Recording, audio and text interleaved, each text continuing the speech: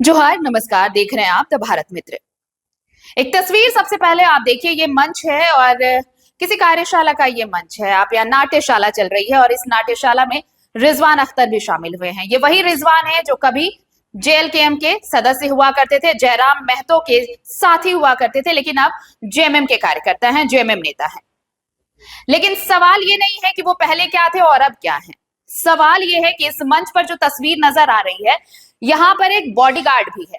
जाहिर तौर पर यह सवाल सबके जहन में होगा कि इस मंच पर जितने लोग हैं, ये बॉडीगार्ड किन का है, किन्हें ये बॉडीगार्ड मिला है। अब जो मंच पर खड़े हैं उनमें से मुझे नहीं लगता, रिजवान को भी अगर आप देख ले तो नहीं लगता कि ऐसी कोई शख्सियत है जिन्हें बॉडीगार्ड दिया गया हो। लेकिन अगर सिर्फ और सिर्फ वहां एक बड़ा चेहरा नजर आता है तो वो रिजवान ही है। और अगर रिजवान को ये बॉडीगार्ड मिला है तो भाई किस आधार पर, सवाल अब ये उठ रहा है कि आधार क्या है रिजवान को बॉडीगार्ड देने का। भाई ना तो वो एमएलए हैं और ना ही कोई ऐसी शख्सियत या फिर कोई ऐसा इनपुट भी नहीं मिला कि उनकी जान को खतरा है तो उन्हें बॉडीगार्ड दिया जाए, उन्हें अंगरक्षक मुहैया कराया जाए। ऐसा तो कुछ है भी नहीं। तो फिर अगर ऐसी बातें नहीं है तो बॉडीगार्ड उन्हें मिला किस आधार पर। अब चलिए थोड़ा सा फ्लैशबैक में चलते हैं। फ्लैशबैक थोड़ा सा, जब जेएमएम में शामिल हुए रिजवान, उस वक्त जरा याद करिए कि गांडेय विधानसभा क्षेत्र जहां से कल्पना सोरेन विधायक हैं, गांडेय वही सीट है जहां से रिजवान ने भी अपना पर्चा भरा था, आपको याद होगा।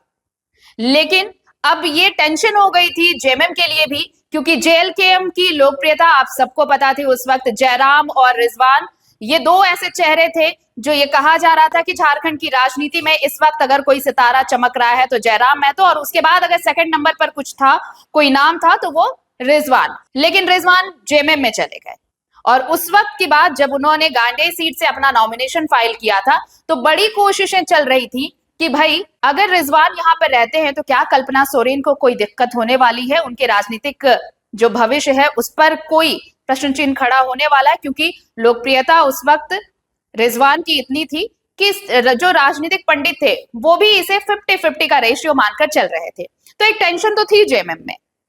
लेकिन जैसे ही नाम वापस लिया रिजवान ने, उसके बाद कल्पना सोरेन और पूरे जेएमएम ने राहत की बड़ी सांस ली थी। तो क्या ये वही था कि अगर उन्होंने गांडेय सीट से अपना नाम वापस लिया, उसके बाद उन्हें सिक्योरिटी मुहैया कराई गई? लेकिन अगर सिक्योरिटी मुहैया कराई गई तो उसका आधार क्या था? सिर्फ इसलिए गिफ्ट दिया गया, इसलिए उनकी जान की सुरक्षा दी गई क्योंकि उन्होंने गांडेय सीट से अपना नाम वापस ले लिया?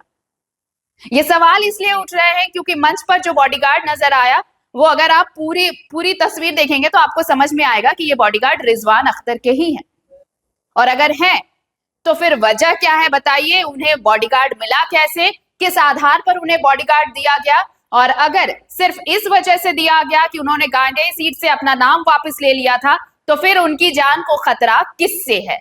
ये इनाम नहीं हो सकता। लेकिन अगर उन्होंने नाम वापस लिया तो क्या रिजवान को डर था कि कुछ गलत हो सकता है उनके साथ, कि उन्होंने जिनका साथ छोड़ा, अब जब वो जेएमएम के सदस्य हो गए, जेएमएम नेता हो गए हैं, तो उनके साथ कुछ हो सकता है, शायद इसलिए। लेकिन उसका भी आधार अब तक स्पष्ट नहीं है कि आखिर क्यों उन्हें बॉडीगार्ड दिया गया। और ये सारे सवाल हैं जिनके जवाब देने होंगे, क्योंकि यूं ही किसी को कोई बॉडीगार्ड नहीं मिल जाता, यूं ही किसी को अंगरक्षक नहीं दे दिया जाता। उसके लिए बाकायदा नियम कायदे होते हैं और उन नियम कायदों को ताक पर रखकर अगर ये बॉडीगार्ड रिजवान को दिया गया है तो फिर इन सारे सवालों के जवाब भी रिजवान को ही देने होंगे।